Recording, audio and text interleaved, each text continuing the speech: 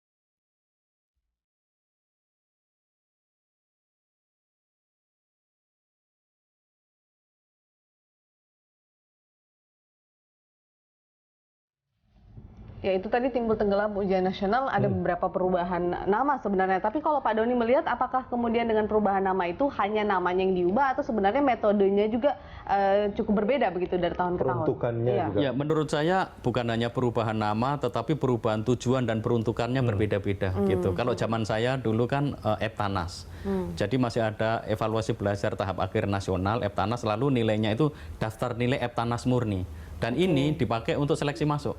Dan itu sangat high stakes, seperti sekarang. Eptanas itu sebenarnya sama seperti sekarang, karena dipakai untuk seleksi masuk ke jenjang berikutnya dari SD ke SMP, SMP ke SMA gitu. Nah, ujian nasional itu juga sama, memiliki fungsi itu karena masih dipakai untuk menentukan. Kalau dikatakan ujian nasional tidak dipakai untuk menyeleksi, perguruan tinggi nggak mungkin nggak mempergunakannya, karena mereka tetap mempergunakannya karena apa? Masih ada distorsi dari nilai raport. Artinya meskipun ada perubahan nama seperti ini, pola pikirnya sebenarnya masih tetap sama. Pola pikirnya sama, begitu ya? jadi belajar untuk ujian. Nah, ini yang sebenarnya sangat kontradiktif dengan proses pembelajaran itu sendiri. Di banyak negara maju, proses pembelajarannya yang diutamakan. Bahkan di Singapura pun, yang mereka juga sama ada ujiannya, itu fokusnya pada pembelajaran, bukan pada tesnya. Karena mereka memperlengkapi guru dengan kemampuan yang mumpuni. Kita ini guru-gurunya masih belum. Lalu kemudian siswanya diuji dengan satu standar yang sama. Itu menjadi bermasalah. Tidak adil artinya. Kan Tidak adil. Tidak adil. Gitu.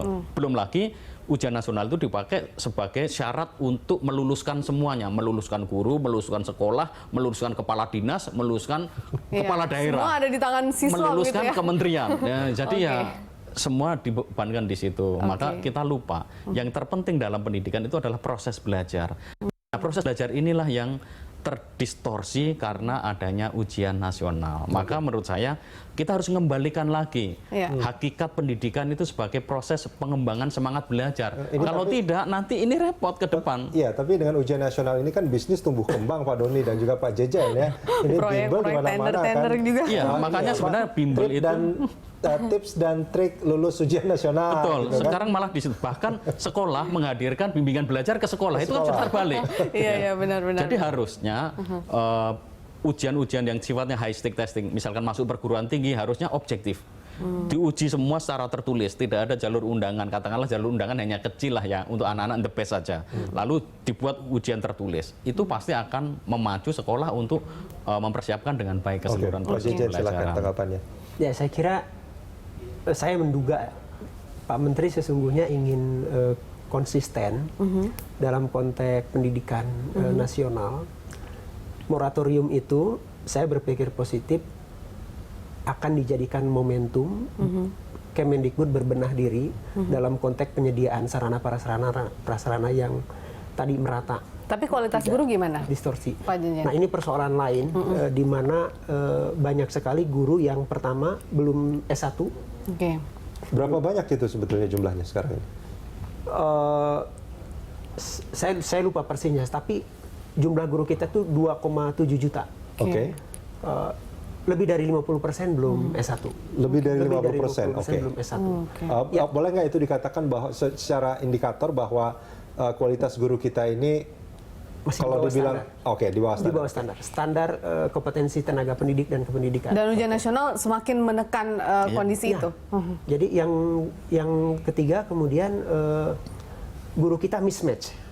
Artinya? Mismatch itu artinya guru kita tidak mengajar sesuai dengan ijazahnya. Oke. Bisa dibayangkan guru yang belum S1, guru yang mismatch, yang kemudian yang keempat adalah guru kita tidak semuanya alumni dari Fakultas Pendidikan. Undang-undang membolehkan alumni non Fakultas Pendidikan untuk menjadi guru. Jadi bisa dibayangkan distorsi pusat daerah. Nah, saya menduga moratorium itu digunakan untuk memperbaiki guru tadi, kemudian sarana prasarana. Bayangkan masih banyak sekolah-sekolah di daerah terluar yang jangankan buku, akses buku. Jaringan telepon saja tidak ada. Internet tidak ada. Iya. Jadi ada kelas 6 kelas, tapi 4-nya dalam kondisi rusak. Jadi hanya 2 yang Sorry, mau masih- tanya sedikit. Apakah ujian nasional itu dari Aceh sampai ke Papua sana itu ujiannya sama? Misalkan bahasa Indonesia yang dari Aceh, di Jawa, di Papua itu sama soalnya? Sama. Oke, dari situ kan sebetulnya dengan kondisi yang disebutkan tadi ini memang sangat tidak adil artinya kan. Siswa mendapatkan, maaf dalam tanda kutip, guru yang tidak S1 mengajar bukan bidangnya dengan fasilitas yang sangat berbeda dan sangat terbatas, tapi dia menghadapi ujian yang sama. yang dibuat oleh pusat. Menyamaratakan yang tidak merata sebenarnya ya, seperti itu. Itu poin saya. Jadi dan sebetulnya pemerintah tahu bahwa ketidakadilan ini sebetulnya terjadi gitu kan. Banyak sekali kekurangan di mana-mana.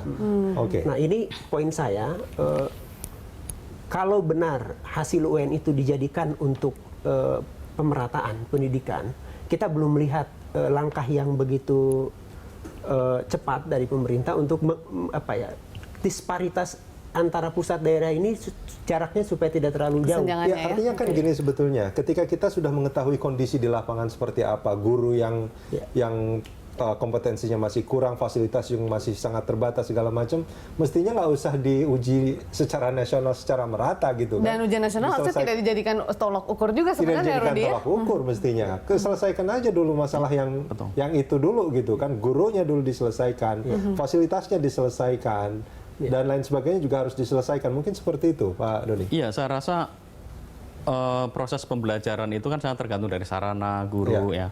Jadi selama 13 tahun pemerintah sudah tahu di mana lubang-lubangnya gitu.